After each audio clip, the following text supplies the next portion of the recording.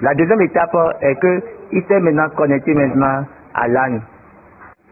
C'est quoi le symbole de l'âne?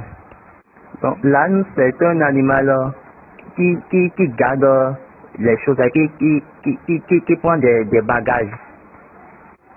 Ensuite, lisez Exode 13, le verset numéro 2. Consacre-moi tout premier-né parmi les enfants d'Israël, tant des hommes que des animaux, ils m'appartiennent. Maintenant, quand nous allons au verset 12, tu consacreras à l'Éternel tout premier-né, même tout premier-né des animaux que tu auras. Les mâles appartiennent à l'Éternel. Tu rachèteras avec un agneau tout premier-né de l'âne. Et maintenant, il nous faisait comprendre pourquoi il y a affaire de âne là, pourquoi il y a affaire de l'âne là. Donc, quelle est l'importance de l'âne à ce niveau où tous les premiers-nés sont représentés par l'âne? Maintenant, il nous a posé cette question. Pourquoi l'âne vient avant l'homme? Est-ce que vous avez vu l'ordre?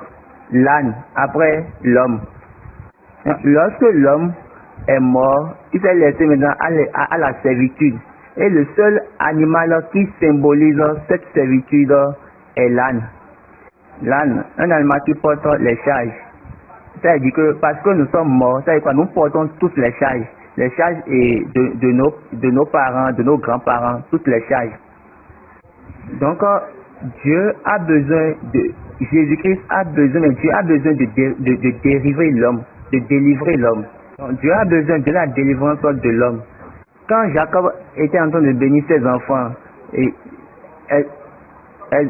Genèse 49, à partir du 14e verset, il dit, Issachar est un âne robuste qui se couche dans les étables.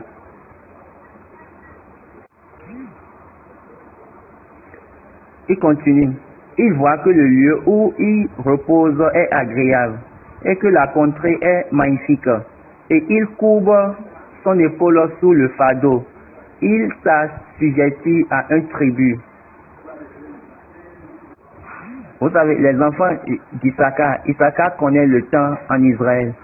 Regardez comment Dieu a fait. Quand il veut répartir les choses, il a mis Issachar, Juda et Ephraïm ensemble dans un même endroit. Regardez Dieu, quelle sagesse. Regardez, il a d'abord mis Issachar, Ephraïm et Juda. Il y a un